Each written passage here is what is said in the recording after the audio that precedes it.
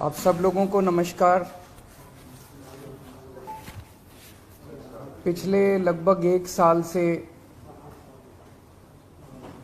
Bharatiya Janata party चिल्ला चिल्ला के कह रही है कि दिल्ली में कोई शराब घोटाला हो गया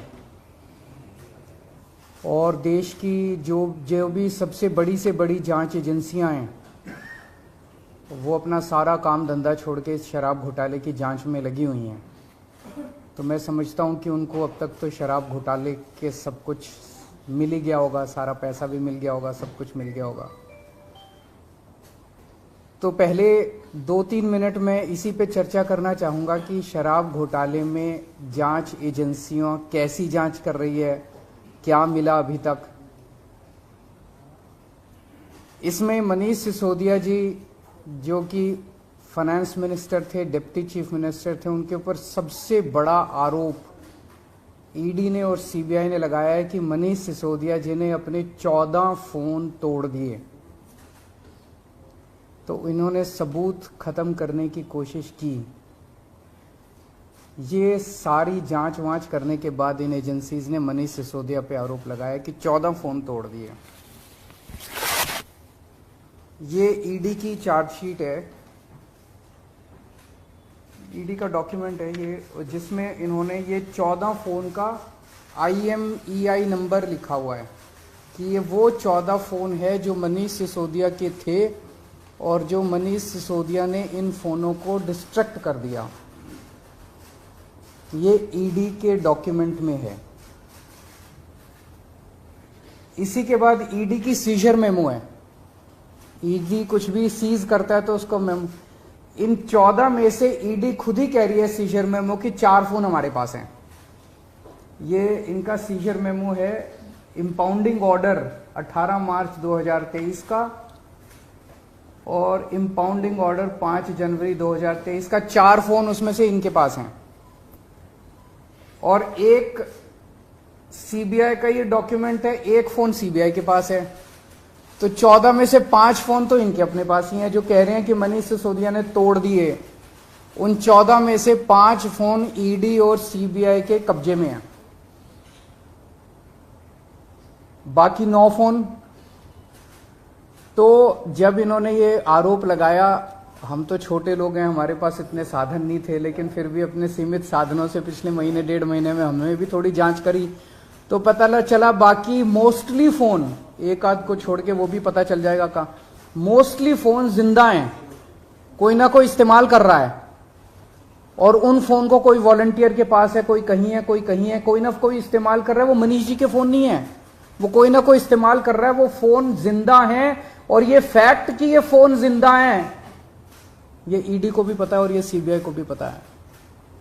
सो ईडी ने और सीबीआई ने झूठ बोल के ओथ पे, एफिडेविट पे कोर्ट को गुमराह किया और झूठा सबूत उन्होंने कोर्ट के सामने पेश किया, क्योंकि सच तो कुछ मिला नहीं, कुछ था ही नहीं, शराब घोटाला कुछ है ही नहीं, तो निकाले क्या। तो उन्होंने झूठ बोल के मनीष सिसोदिया को फंसाने की कोशिश की, कोर्ट को झूठ बोला। अब ये रोज किसी ना किसी को पकड़ लेते हैं, किसी ना इसको गिरफ्तार कर लिया, उसको गिरफ्तार कर लिया, ये कर लिया। एक कोई चंदन रे, और उनको टॉर्चर कर करके, धमकियां दे दे के, मेंटली टॉर्चर करके, फिजिकली टॉर्चर करके, 3rd डिग्री करके उनसे केजरीवाल का नाम ले लो, मनीष सिसोदिया का नाम ले लो, इनको फंसाओ, उनको किया जा रहा है। कोई चंदन रेड्डी है, हम तो जानते भी नहीं है कौन है। चंदन रेड्डी को इतना मारा, ये उसकी मेडिकल रिपोर्ट है। चंदन रेड्डी की मेडिकल रिपोर्ट में लिखा है, patient has alleged trauma to both ears and face by ED officers on 16 September 2022 and 17 September 2022। पेशेंट ने दोनों कानों पे और फेस पे ईडी ऑफिसर्स के द्वारा पिटाई हुई 16 सितंबर और 17 सितंबर को, ऐसा कहा। पेशेंट कंप्लेनिंग ऑफ, ये है कि सुनाई नहीं दे रहा, और jaw pain on opening mouth.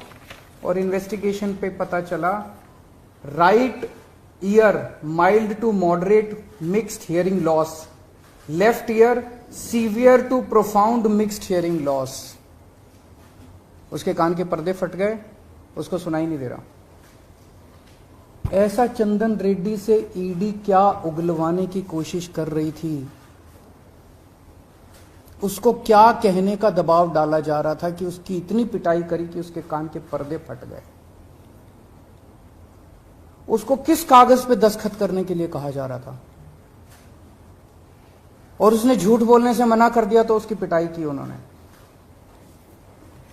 इसके बाद अरुण पिल्लई हैं कोई, उनको धमकियां दी गई, टॉर्चर किया गया, उन्होंने अपना बयान वापस ले लिया अगले दिन। उस दिन तो उनसे कुछ लिखवा लिया, कहीं साइन करा लिया, लेकिन उसके 2-4 दिन बाद उन्होंने कोर्ट में बयान दिया कि मुझे टॉर्चर करके बयान लिया गया। समीर महेंद्रू से टॉर्चर करके बयान लिया गया, उन्होंने अपना बयान वापस ले लिया। मनस्विनी से टॉर्चर करके बयान लिया गया, उन्होंने अपना बयान वापस ले लिया।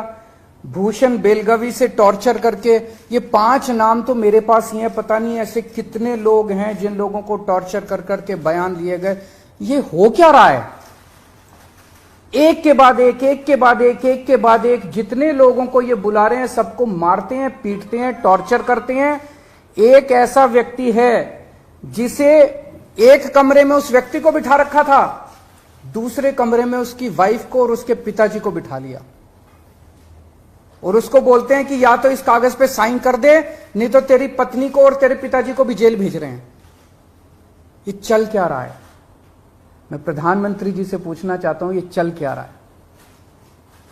जहां कोई घोटाला नहीं हुआ वहां पे कोशिश की जा रही है जबरदस्ती करके, लोगों से जबरदस्ती करके, मार के, पीट के, धमकियां देके बयान लिखवाने की। एक व्यक्ति है, उससे कहा गया कि कल देखते हैं तेरी बेटी, उसकी 2 जवान बेटियां हैं, कल देखते हैं तेरी बेटी कॉलेज कैसे पहुंचती है। ये जांच चल रही है इन लोगों के। एक व्यक्ति है, उसके वकील ने कोर्ट में खड़े होकर कहा कि हमारे मेरे मुवक्किल के ऊपर दबाव डाला जा रहा है कि दिल्ली के पॉलिटिशियन का, कोर्ट के अंदर खड़े होकर उसने बोला।